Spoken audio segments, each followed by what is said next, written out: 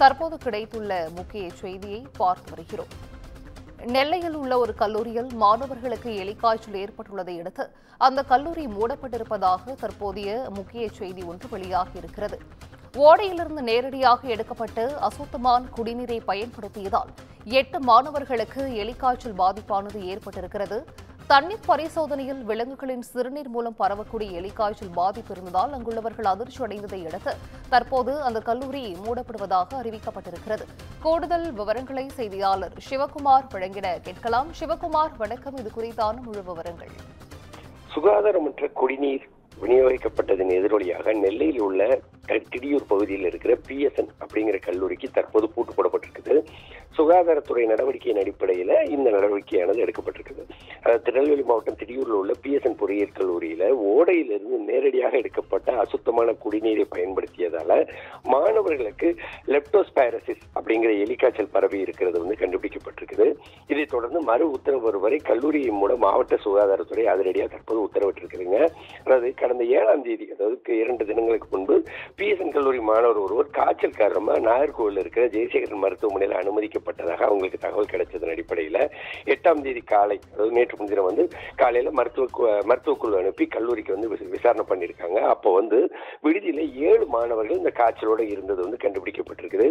ஒரே நேரத்தில் இத்தனை பேருக்கு இந்த காய்ச்சல் ஏற்பட்டதால உணவு அல்லது தண்ணீர் மூலமா பரவக்கூடிய நோய் அப்படிங்கிறதுனால என்ன பண்ணியிருக்காங்கன்னா அங்க ரத்த மாதிரிகள் மற்றும் கல்லூரிக்கு பயன்படுத்தக்கூடிய தண்ணீர்களை சோதனைக்கு எடுத்திருக்காங்க.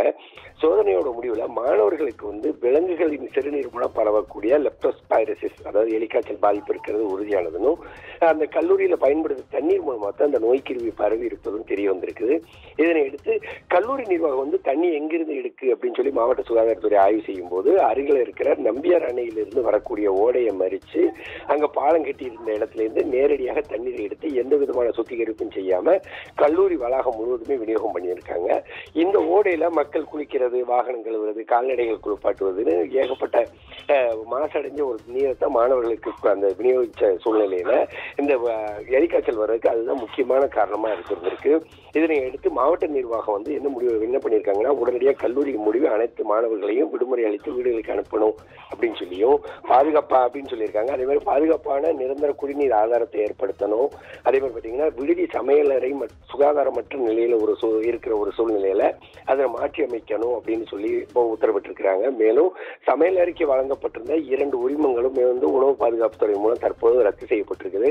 காய்ச்சலால பாதிக்கப்பட்ட 8 மாணவர்களும் தற்போது சிகிச்சை பெற்று வீடு திரும்பிய நிலையில கல்லூரி வளாகத்தில் உள்ள மாணவர்கள், பேராசிரியர்கள், ஊழியர்கள் என அனைவருக்குமே தற்போது முன்னெச்சரிக்கை நடவடிக்கையாக நோய் தடுப்பு மாத்திரைகள் வழங்கப்பட்டிருக்குது. அதாவது 1000க்கும் மேற்பட்ட மாணவ மாணவிகள் படிக்கக்கூடிய ஒரு தனியார் பொறியியல் கல்லூரியில ஓடையிலிருந்து நேரடியாக நீரை எடுத்து அந்த மாணவர்களுக்கு விநியோகிச்சு அதன் மூலம் ஏறத்தாழ 10க்கும் மேற்பட்டோர் தற்போது காய்ச்சலால் அவதிப்பட்டு அதன் அடிப்படையில் காலேஜ் முழுவதுமே மூடப்பட்டிருக்கிற ஒரு சூழ்நிலை அதாவது மக்கள், அந்த கல்லூரி மாணவர்களிடையே ஒரு பெரும் பதட்டத்தை ஏற்படுத்தி இருக்குதுங்க.